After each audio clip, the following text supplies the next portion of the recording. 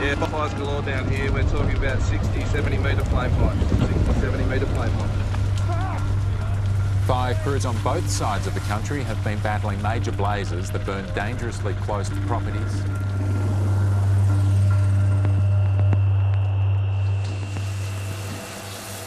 I remember very clearly it was before Christmas. I was having lunch with Petro Georgiou and Ted Baillieu.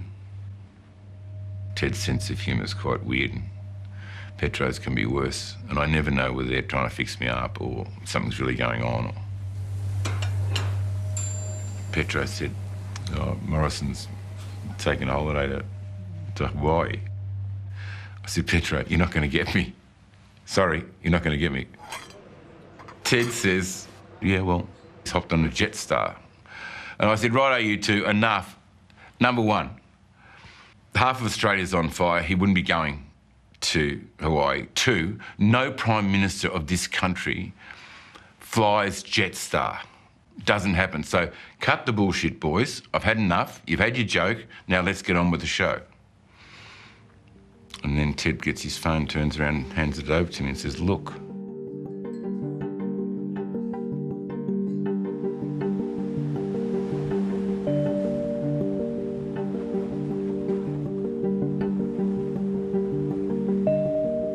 Every year, when we can, Jen and I and the girls would go down to the south coast of New South Wales and we'd rent a place. But Narendra Modi had invited Jenny and I to have a state visit to India. So it meant I had to break the news to the girls that meant we weren't going on holidays in January. So we looked for an opportunity to get a short break before Christmas.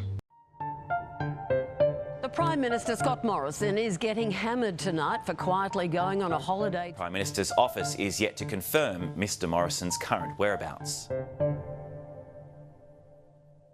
Well, I mean, I thought it was strange that it looked as if there had been lies told to the gallery about where he was. I thought that was odd.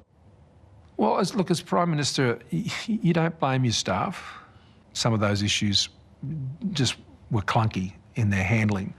But, you know, people don't get everything right. So at the end of the day, I'm responsible for all that. He is, as he describes himself, a bulldozer. That's what he's like. And people like that, when they get into a leadership position, inevitably find themselves surrounded by people that tell them what they want to hear and are too scared to tell them what they really ought to be saying.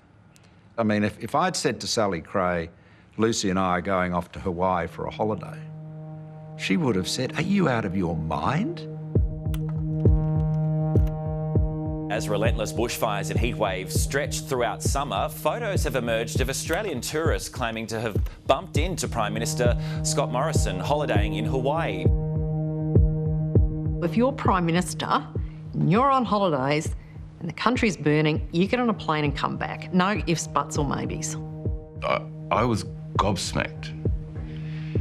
Just thought, no judgment, no brains, no this, he's gone. Finished. While we were there, tragedy struck and it was devastating. 2 volunteers were travelling in a convoy when their fire truck flipped, killing both men. This is a dreadful tragedy, and it's just one of those dreadful, dreadful things that happens in a dangerous situation where people are trying to serve. The girls and Jen will stay on, but I know Australians, they'll be pleased I'm coming back, I'm sure, but they know that, you know, I don't hold a hose, mate, and I don't sit in the control room. Obviously he doesn't hold a hose, but that's not the language you should probably use when, you know, literally thousands of your countrymen and women are holding hoses. The mate on the end of it kind of, you know, has that tone of condescension, which isn't really helpful. His first task was to demonstrate both national leadership but also empathy with those Australians that were suffering. And I think that's where it fell down. Do you regret the "I don't hold a hose, mate" remark at all?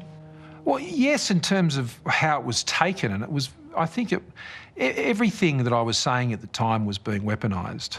What I was saying is that there are people on the ground doing that work. You know, a Prime Minister, you know, unless they're Tony Abbott and actually part of a brigade, isn't involved in that work. And the point was that those people are doing the job.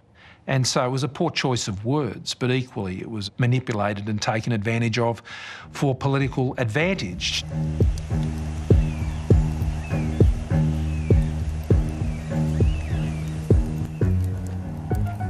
I was Emergency Services Minister, and so after Scott had got back from Hawaii, he wanted to get out in the field and understand the gravity of what had happened, and so Cobargo was at the epicentre of it. So how many members of the brigade did you get? He knew that he'd made a mistake in going to Hawaii. Well, what is it to do what you're doing? Just come back and say good day. And he sensed that there was public anger. And he knew that he was going to get it because he was rattled before he got there. We pulled up at a fire station on the way through, and that obviously set the tone. You'd be tired. No? You'd be tired. Oh, I don't really want to talk. Oh, well, it's nice to see you. A firefighter on that day didn't want to shake my hand. I understand that. He'd been through hell. Not everybody wants to do that. Plenty of others wanted to that day. There you go. Too bad. Zach, Captain Chris, mate. Nice to meet you. There was always, and the advances from my understanding were told, don't go near the recovery centre. There's some pretty raw feelings out there. New South Wales, Mr Prime Minister. How come we only had 4 trucks to defend our towns? Nah, you're an idiot, mate. When we got there, it started to go south real quick. Yeah, there you go, mate. The young lady who Scott grabbed her hand, she just wanted to help her fellow Cobargo residents. How are you? I'm only shaking your hand if you give more funding to our RSS. So many people here have lost their homes. It's all coming. We need some beds. We need more help. You understand that? Again, this was misrepresented. She said to me, I'll shake your hand if you're prepared to help. And I said, I'm prepared to help. It's a war zone, and he walked away as I asked for help, and that kind of broke my heart. That vision of him grabbing hands, I think he was pushing to try and get that connection too hard. But I wasn't close enough to Scott to give advice, and we've never had a relationship like that and never will.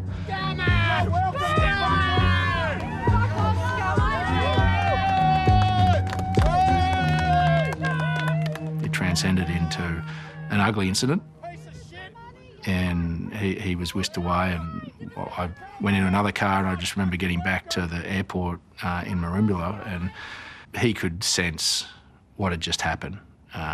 And he was shattered. And Jenny was there with him, and that was probably a good thing, that Jenny was there with him to console him, because he understood the gravity of what had just happened and what had played out on effectively national TV, nearly live. What I had experienced in those places was devastating. Not about me, it was about what I saw. It's about the people I spoke to, and it impacts you. After copying it for being away in Hawaii, and now this, that was the seminal moment that brought it all together for the Australian people.